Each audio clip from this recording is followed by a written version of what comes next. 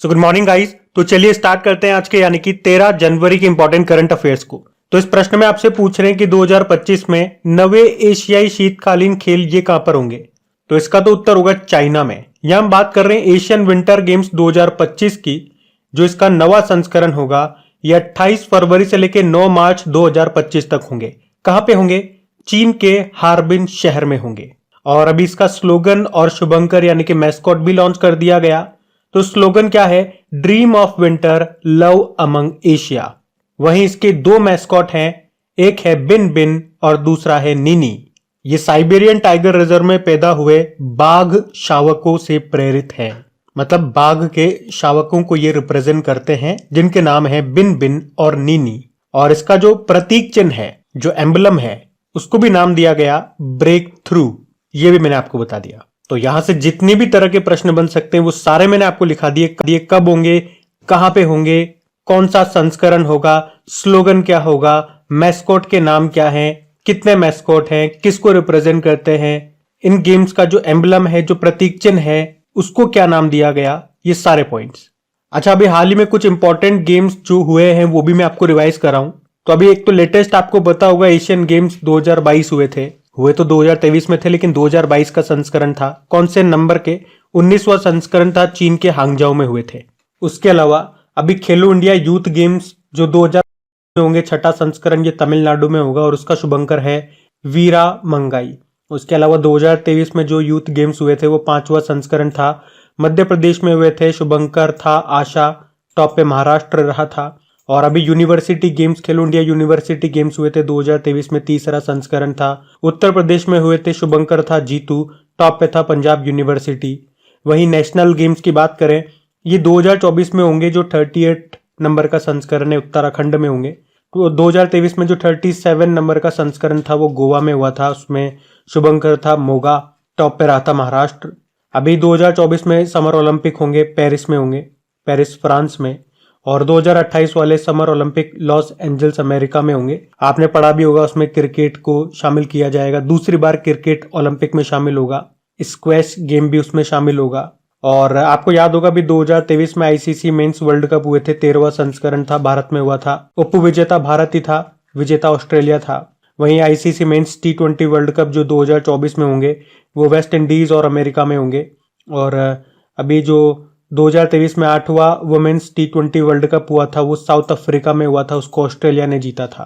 तो इस तरह से ये कुछ अभी गेम्स हुए थे वो मैंने आपको रिवाइज करा दिए, सारे इंपॉर्टेंट है ये। और ये प्रश्न भी याद रखना, ये भी इंपॉर्टेंट रहेगा। अगला प्रश्न देखते हैं। फिर बताइए, अभी हाल ही में किसे उत्कृष्ट उपलब्धि श्रेणी में 2023 के लिए Indian of the year award से सम्मानित किया गया? तो आंसर होगा इसरो को।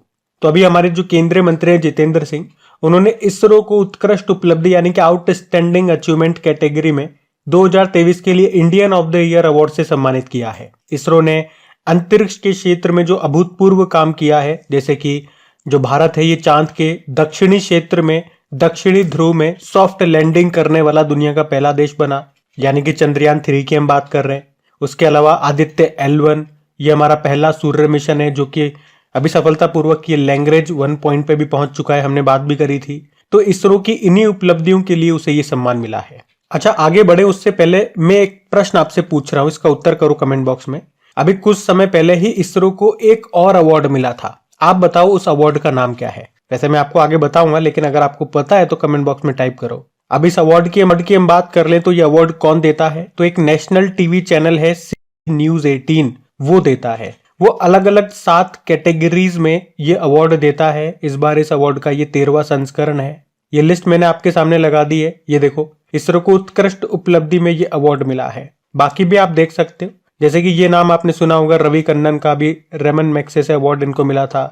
खेल में नीरज चोपड़ा आप जानते हैं, ये भाला फेंकते हैं ये। इधर ग्रैंड मास्टर भी आ गए विश्वनाथ आनंद जी। तो इस तरह से ये सारे हैं। अच्छा, मैंने एक प्रश्न पूछा था अभी आपसे कि अभी इसरो को एक और अवार्ड मिला था, कौन सा? तो उसका नाम है लीफ एरिक्सन लूनर पुरस्कार।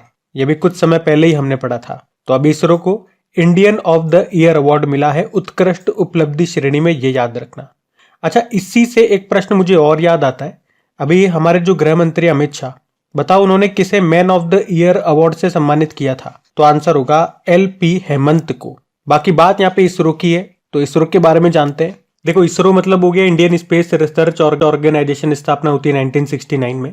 हेडक्वार्टर मिलेगा बंगलुरु में और इसके अध्यक्ष कौन है? एस सोमनाथ हैं 10वें नंबर के। और इनकी ऑटोबायोग्राफी आई थी, उसका नाम है निवालू कुदीचा सिम्हांगल, ये मलयालम भाषा में है। इसका मोटो क्या होता है? Space technology is in service of human kind. अभी लेटेस्ट कुछ करंट अफेयर्स का मैं आपको रिवीजन कर रहा हूं इसरो से संबंधित। तो एक तो अभी इसरो ने फीस्ट नाम से एक सॉफ्टवेयर लॉन्च किया था। फीस्ट मतलब हो गया finite element analysis of structure. और हमने पढ़ा था कि इसरो ये खुफिया क्षमता को बढ़ावा देने के लिए अगले 5 सालों में 50 मिलिट्री सैटेलाइट लॉन्च करेगा। अभी फॉल्कन 9 रॉकेट से लॉन्च होने वाला भारत का पहला उपग्रह का नाम बताओ क्या है? GSAT-20 है। और बताओ, इसरो ने अभी PSLV C-58 से कौन सा उपग्रह सैटेलाइट लॉन्च किया था? तो एक्सपोसैट को लॉन्च किया था। अच्छा, ये भी याद रखना कि मोदी जी ने अभी इसरो को 2 लक्ष्य दिए थे कि 2035 तक खुद का स्पेस स्टेशन बनाना है और 2040 तक चांद पर मानव को भेजना है। तो ध्यान रखना ये पॉइंट्स। अगला प्रश्न देखते हैं। फिर बताइए, हाल ही में जारी CREA की रिपोर्ट के अनुसार भारत का सबसे प्रदूषित शहर कौन सा है? तो आंसर होगा बर्निहाट। CREA मतलब centre for research on energy and clean air. और अभी इसने भारत के सबसे प्रदूषित शहरों की लिस्ट जारी की है, जिसमें टॉप पर ये मेघालय का बर्निहाट है। मतलब ये भारत का सबसे प्रदूषित शहर बताया गया। दूसरे नंबर पे बिहार का बेगूसराय और तीसरे पे हो गया उत्तर प्रदेश का ग्रेटर नोएडा। दिल्ली कौन से स्थान पर है इसमें? दिल्ली 8वें स्थान पर रखा है। वहीं सबसे कम प्रदूषित बताया गया असम के सिलचर को। इस लिस्ट के अनुसार बात कर रहे हैं। इस लिस्ट में 227 शहरों को शामिल किया गया और इन शहरों में से 85 शहरों को राष्ट्रीय स्वच्छ वायु कार्यक्रम के तहत भी शामिल किया गया। अब ये क्या है राष्ट्रीय स्वच्छ वायु कार्यक्रम? National clean air programme. क्या है ये? तो आपको बता दूं, इसे पर्यावरण मंत्रालय ने शुरू किया था जनवरी 2019 में। क्यों? तो देश भर में वायु प्रदूषण की समस्या से निपटने के लिए। और इसमें वो शहर शामिल हैं जो 2011 से 2015 तक निर्धारित वायु गुणवत्ता मानकों को पूरा नहीं करते थे। वैसे अभी सरकार ने 2026 तक इन शहरों में PM सांद्रता यानी कि पर्टिकुलेट मैटर कंसंट्रेशन में 40% की कमी लाने का नया लक्ष्य रखा है। पहले ये लक्ष्य था कि 2024 तक 20 से 30% तक PM सांद्रता में कमी लाई जाए। वैसे इतना डीप में आपसे पूछेंगे नहीं, रैंकिंग आप ध्यान रखना, मैंने आपको बता दिया। और अभी हमने एक और रैंकिंग पढ़ी थी, स्वच्छ सर्वेक्षण रैंकिंग 2023, वो भी मैं आपको रिवाइज कराऊंगा, वहां से प्रश्न बनेगा एग्जाम में। पहले याद रखना उस रैंकिंग का कौन सा संस्करण आया, अभी 8वां संस्करण। थीम भी मैंने बताई थी, वेस्ट टू वेल्थ उसकी थीम है। देखो, 1 लाख से ज्यादा आबादी में बात करेंगे तो पहले स्थान पे 2 शहर है, सूरत और इंदौर। मैंने बताया था ऐसा पहली बार हुआ है जब 2 शहर एक साथ पहले स्थान पर है। और इंदौर की बात करोगे तो ये 7वीं बार इस लिस्ट में टॉप पे रहा है। तीसरे स्थान पे नवी मुंबई है, चौथे पे विशाखापत्तनम है। वहीं 1 लाख से कम आबादी वाले शहरों में बात करोगे तो पहले स्थान पे महाराष्ट्र का सासवड़ है, दूसरे पे छत्तीसगढ़ का पाटन है और तीसरे पे महाराष्ट्र का लोनावला है। राज्यों की कैटेगरी में बात करोगे तो महाराष्ट्र टॉप पे है, फिर मध्य प्रदेश है, फिर छत्तीसगढ़ है। वहीं गंगा किनारे बसे सबसे साफ शहरों की बात करोगे तो पहले स्थान पे वाराणसी को रखा है। और बेस्ट सफाई मित्र सुरक्षित शहर का पुरस्कार किसे मिला? तो चंडीगढ़ को मिला है। वहीं सबसे स्वच्छ छावनी बोर्ड किसे चुना गया? मध्य प्रदेश के महू छावनी बोर्ड को। और अगर पूछे कि सबसे गंदा शहर इसके अनुसार किसे चुना गया? पश्चिम बंगाल के हावड़ा को। तो ये भी सारी इंपॉर्टेंट रैंकिंग है। 1 लाख से ज्यादा आबादी में भी ध्यान रखना है, कम आबादी में भी ध्यान रखना है, स्टेट वाइज भी याद रखना है। गंगा किनारे बसे शहर के मामले में भी मैंने आपको बता दिया और बाकी ये भी बता दिए जो आप ध्यान रखेंगे। मोस्ट इंपॉर्टेंट क्वेश्चन मार्क करना है इसको। अगला प्रश्न देखते हैं। और हाँ, अगर आप में से कोई वीडियो को वेरी फर्स्ट टाइम देख रहे हैं तो आपको बता दूं कि आपके इंपॉर्टेंट करंट अफेयर्स का रिवीजन करवाने के लिए हमने एक नई सीरीज स्टार्ट की है, जिसमें मोस्ट इंपॉर्टेंट करंट अफेयर्स के क्वेश्चन मैं आपके सामने लेकर के आता हूं, पॉइंट टू पॉइंट उनमें बात करते हैं। बहुत बेहतरीन वो वीडियो चल रहा है, जितने भी स्टूडेंट देख रहे हैं और सेशन पसंद आता है तो प्लीज वीडियो को लाइक जरूर करना। अभी आपने वीडियो को लाइक नहीं किया होगा, कर दो फटाफट। दोस्तों के साथ में शेयर जरूर करना। आज की वीडियो का हमारा टारगेट याद रखना 6000 लाइक का है, तो प्लीज इस टारगेट को अचीव करने में हमारी मदद करें। अभी बढ़ते आगे। चलो फिर बताओ, अभी हाल ही में किसे यूपीएससी के नए सदस्य के रूप में नियुक्त किया गया? तो आंसर होगा शीलवर्धन सिंह को। शीलवर्धन सिंह, ये नाम तो आपने जरूर सुना होगा। ये सीआईएसएफ के पूर्व डायरेक्टर जनरल रह चुके थे और अभी इनको यूपीएससी यानी कि संघ लोक सेवा आयोग के नए सदस्य के रूप में नियुक्त किया गया है। यूपीएससी ये भारत सरकार के द्वारा अधिसूचित परीक्षा के नियमों के अनुसार विभिन्न परीक्षाएं आयोजित करने के लिए जिम्मेदार है। ये एक संवैधानिक निकाय है जिसके बारे में अनुच्छेद 315 से लेकर 323 तक बताया गया है। इसमें 9 से 11 सदस्य हो सकते हैं, जिसमें एक अध्यक्ष भी होता है, और हर सदस्य का कार्यकाल 6 साल का होता है या 65 वर्ष उम्र जो भी पहले हो। और इनकी नियुक्ति कौन करता है इन सदस्यों की? तो प्रेसिडेंट के द्वारा। तो शीलवर्धन सिंह का भी नाम याद रखेंगे आप। बाकी हमने कहा ये पहले CISF के डायरेक्टर जनरल थे। अब आपके मन में प्रश्न आया होगा ना कि अभी वर्तमान में कौन है? तो अभी कुछ दिन पहले ही बनी थी। कौन? नीना सिंह। और इस पद पर आने वाली ये पहली महिला थी। ये प्रश्न मोस्ट इंपॉर्टेंट है, देखना प्रश्न एग्जाम में आएगा ये। बाकी अभी CRPF के भी नए डायरेक्टर जनरल बने, उनका नाम अनीश दयाल सिंह है। और ITBP के कौन बने थे? राहुल रसगोत्रा बने थे। ये नाम सारे ही इंपॉर्टेंट है, ध्यान में रखना। अगला प्रश्न देखते हैं। चलो फिर बताओ, राष्ट्रीय युवा दिवस 2024 की थीम क्या है? तो आंसर होगा it's all in the mind. आप सबको पता है हर साल 12 जनवरी को हम नेशनल यूथ डे के रूप में मनाते हैं।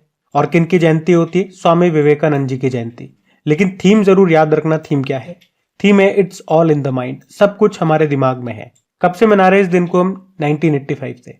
और आपको वैसे बता दूं कि यूनाइटेड नेशन संयुक्त राष्ट्र ने 1984 को अंतरराष्ट्रीय युवा वर्ष घोषित किया था। अच्छा, स्वामी विवेकानंद जी की शिक्षा का मूल उद्देश्य क्या है? युवाओं में नैतिक मूल्यों, शिक्षा और चरित्र विकास को बढ़ावा देना। अच्छा, ये तो नेशनल यूथ डे हो गया। एक इंटरनेशनल यूथ डे हम मनाते हैं कब? 12 अगस्त को, जिस दिन हाथी दिवस होता है। एक वर्ल्ड यूथ स्किल डे भी होता है, वो 15 जुलाई को मनाया जाता है।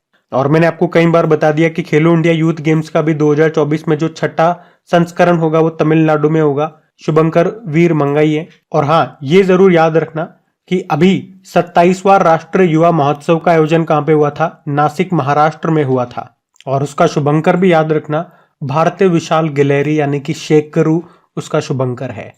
चलो अभी मैं आपको फिर से रिवाइज कराता हूं। तो 1 जनवरी को ग्लोबल फैमिली डे था, 4 जनवरी को वर्ल्ड ब्रेल डे, 5 जनवरी राष्ट्रीय पक्षी दिवस, 6 जनवरी विश्व युद्ध अनाथ दिवस, 9 जनवरी प्रवासी भारतीय दिवस और 10 जनवरी को विश्व हिंदी दिवस।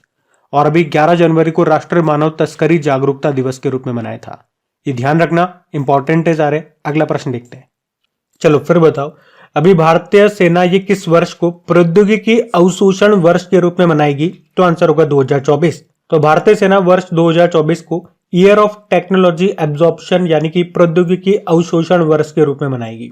तो भारतीय सेना के जवानों को टेक्नोलॉजी का लाभ उठाने और तकनीकी उपयोग के माध्यम से साइबर डोमेन का प्रभावी ढंग से उपयोग करने के लिए ट्रेंड किया जा रहा है। तो सिंपल से याद रखना है, हमारी जो भारतीय सेना है ये 2024 को प्रौद्योगिकी अवशोषण वर्ष के रूप में मना रही है। इससे पहले भारतीय सेना ने 2023 को परिवर्तन का वर्ष घोषित किया था। और अच्छा, इसी तरह से आपको याद आएगा, अभी यूनाइटेड नेशन ने 2024 को अंतरराष्ट्रीय कैमेलेट्स वर्ष घोषित किया था। 2023 को आपने बाजरा का अंतरराष्ट्रीय वर्ष ईयर ऑफ मिलेट्स के रूप में मनाया था। अच्छा, 2024 से ही कुछ इंपॉर्टेंट फैक्ट्स मैं आपको याद दिलाता हूँ। जो भारत है ये क्वाड समिट को होस्ट कर रहा है 2024 में। और 2024 में ब्रिक्स समिट ये कौन होस्ट कर रहा है? रशिया। G20 को होस्ट कर रहा है ब्राजील। और 2024 में जो COP29 का आयोजन है वो कहाँ पे होगा? अजरबैजान के बाकू में होगा। COP28 2023 में ये यूनाइटेड अरब अमीरात में हुआ था। और सबसे इंपॉर्टेंट पॉइंट ये भी बनेगा, वैसे तो ये भी इंपॉर्टेंट है सारे, लेकिन इनसे भी इंपॉर्टेंट मानता हूं मैं कि भारत ये पहली बार यूनेस्को की विश्व धरोहर समिति की मेजबानी करेगा 2024 में। कहां पे? नई दिल्ली में करेगा। तो याद रखना ये सारे पॉइंट्स भी। अगला प्रश्न देखते हैं। फिर बताओ, अभी हाल ही में उत्तर प्रदेश के किस जिले के हनुमानगढ़ी लड्डू को GI टैग मिला है? तो आंसर होगा अयोध्या। तो अभी उत्तर प्रदेश के अयोध्या के हनुमानगढ़ी के मशहूर देशी घी से बने बेसन के लड्डुओं को, जो कि भगवान हनुमान जी को प्रसाद के रूप में चढ़ाए जाते हैं, उनको अभी GI टैग मिल गया है। तो ये आपको याद रखना है। अच्छा, अयोध्या की बात करें पहले, एक तो याद होगा अभी अयोध्या जंक्शन का नाम बदल के अयोध्या धाम रेलवे स्टेशन कर दिया। अयोध्या एयरपोर्ट को इंटरनेशनल एयरपोर्ट का दर्जा मिल गया और इसका नाम महर्षि वाल्मीकि के नाम पे कर दिया गया। और बाकी आपने पढ़ा होगा, अयोध्या में सरयू नदी पर रामायण नामक सौर ऊर्जा से चलने वाले जहाज चलेंगे। अयोध्या में डिज्नीलैंड के आधार पर रामालैंड विकसित किया जा रहा है। और अयोध्या में ही जटायु क्रूज सेवा भी शुरू हुई थी। उसके अलावा ये उत्तर प्रदेश सरकार कहां पर मंदिर संग्रहालय बनाएगी? तो भी आंसर होगा अयोध्या। उत्तर प्रदेश का पहला सोलर सिटी ये कौन सा बनेगा, तो भी आंसर होगा अयोध्या। तो इन सब कारण से अयोध्या चर्चा में है। और एक बुक आई थी अभी, द बाबरी मस्जिद राम मंदिर दलेमा, उसको किसने लिखा, माधव गोडबोले ने लिखा है। अच्छा, लेकिन देखो प्रश्न तो हमारा जीआई टैग वाला है ना, तो अभी मैं क्या करूंगा, 2024 में जितने भी प्रोडक्ट्स को जीआई टैग मिला है एक बार फिर से मैं आपको रिवाइज कराऊंगा। लगभग 17 प्रोडक्ट्स को अभी 2024 में जीआई टैग मिल चुका है। तो बिल्कुल ध्यान से सुनना। पहले हम बात कर ले कौन सा मंत्रालय देता है, वाणिज्य व उद्योग मंत्रालय, जिसके मंत्री हैं पीयूष गोयल। कितने वर्षों के लिए, 10 वर्षों के लिए। जबकि किसी प्रोडक्ट को पेटेंट किया जाता है तो 20 वर्षों के लिए किया जाता है। यह अधिनियम है 1999 का, लागू हुआ था 2003 में, पहला मिला था 2004 में दार्जिलिंग टी को, जो कि पश्चिम बंगाल की है। अब आ जाओ अभी 2024 में किन किन प्रोडक्ट्स को मिल गया जीआई टैग। और यहाँ पे जो हल्का लाइट कलर मैंने करा हुआ है ये मुझे इंपॉर्टेंट लगते हैं तो मैंने इनको कर दिया, थोड़ा सा इनको ज्यादा ध्यान रखना, बाकी सारे मैं आपको बताऊंगा। जैसे कि उड़ीसा में बात, लांजिया सोरा पेंटिंग, कोरापुट काला जीरा चावल, सिमलीपाल काई चटनी, खजूरी गुड़ा, डेकनाल माजी, डोंगरिया कौंद शॉल, नयागढ़ कांटेई मुंडी बैंगन, इन सबको जीआई टैग मिला। पश्चिम बंगाल के कौन कौन से प्रोडक्ट्स, 3 तो साड़ियां हैं, तंगेल साड़ी, गारद साड़ी और कोरियल साड़ी। उसके अलावा कलोनुनिया चावल और सुंदरबन शहद को जीआई टैग मिला। अरुणाचल प्रदेश के वांचो लकड़ी शिल्प, आदि केकिर या अदरक है, और हस्त निर्मित कालीन को जीआई टैग मिला। गुजरात के कच्ची करेक जो कि एक तरह का खजूर है, और जम्मू कश्मीर के रामबन अनारदाना को जीआई टैग मिला। और अभी हमने ये हनुमानगढ़ी के लड्डू इनको भी पढ़ लिया। तो इस तरह से आप देखो कि 2024 में अभी तक 18 प्रोडक्ट्स को जीआई टैग मिल चुका है। चलो फिर बताओ, देश के सबसे लंबे सी ब्रिज अटल सेतु की लंबाई कितनी है, तो आंसर होगा 21.8 किलोमीटर। तो अभी 12 जनवरी को प्रधानमंत्री नरेंद्र मोदी जी ने मुंबई में देश के सबसे लंबे सी ब्रिज अटल सेतु का उद्घाटन किया है। और ये ब्रिज मुंबई को नवी मुंबई से जोड़ेगा, जिससे 2 घंटे की दूरी सिर्फ 20 मिनट में पूरी हो जाएगी। और इस 6 लेन ब्रिज को Mumbai trans harbour sea link भी कहते हैं। लंबाई याद रखना 21.8 किलोमीटर है, जिसमें से 16.5 किलोमीटर हिस्सा समुद्र में है, तो 5.5 किलोमीटर हिस्सा जमीन पर है। इसकी आधारशिला तो मोदी जी ने 2016 में रख दी थी, लेकिन ये अब बन करके तैयार हुआ है। इस ब्रिज पर आपको 400 सीसीटीवी कैमरे देखने को मिलेंगे, और पक्षियों और समुद्री जीवों की सुरक्षा के लिए ब्रिज पर साउंड बैरियर और एडवांस लाइटिंग भी की गई है। और आपको बता दूं, आप यहाँ पे जाने की सोचो, मोटरसाइकिल दौड़ाने की सोचो, उससे पहले कि इस ब्रिज पर motorcycle, moped, 3 wheeler, auto, tractor ये नहीं चलेंगे। केवल 4 व्हीलर्स चलेंगी, जिनकी मैक्सिमम स्पीड भी होगी 100 किलोमीटर प्रति घंटा। अच्छा, इसके ऊपर एक छोटा सा वीडियो मैंने बनाया है, 1-1.5 मिनट का वीडियो है, कल शाम को डाला था। क्या आपने वो वीडियो देख लिया? इस वीडियो को देखने के बाद वो वीडियो जरूर देखना, थोड़ा सा अगर मूड फ्रेश आपको करना है तो। और ईयरफोन वगैरह लगा करके देखोगे तो ज्यादा आनंद आएगा। मुश्किल से 1.5 मिनट लगेगा आपको। उस वीडियो का लिंक नीचे कमेंट बॉक्स में डाल दूंगा मैं, या इस वीडियो के बिल्कुल लास्ट में स्क्रीन पे जो 4 वीडियो आते हैं ना, वहां पे भी लगा दूंगा, डायरेक्ट क्लिक करके उस पर देख सकते हो। बाकी कुछ इंपॉर्टेंट पॉइंट्स भी मैं आपको यहाँ पे रिवाइज करा रहा हूँ, पहले उसे सुन लो। कुछ इंपॉर्टेंट पॉइंट्स मैं यहाँ पे लेकर के आया हूँ आपके लिए, जिसमें हम बात करेंगे भारत या दुनिया में जो भी सबसे लंबी चीजें उनकी। जैसे कि भारत का सबसे लंबा डबल डेकर पुल ये कहाँ पे बना था? नागपुर में। अगर पूछे भारत का पहला केबल रेल पुल ये कहाँ पे बन रहा है? अंजी खड़ पुल जिसे बोलते हैं, जम्मू कश्मीर में बन रहा है। इसकी लंबाई है 473 मीटर। और भारत का सबसे लंबा नदी पुल ये कौन सा है? डॉक्टर भूपेन हजारिका या डोला सादिया ब्रिज भी आप इसे बोलते हो, असम में 9.15 किलोमीटर है ये असम और अरुणाचल प्रदेश को जोड़ता है। और अभी जो हमने प्रश्न में पढ़ा है ना, वो सबसे लंबा सी ब्रिज है, समुद्री पुल है। वैसे नॉर्मल अगर पुल के केस में भी आप बात करोगे तो वो ही सबसे लंबा है, लेकिन यहाँ पे मैं देखो, मैं शब्दों में लिख रहा हूं सबसे लंबा नदी पुल कौन।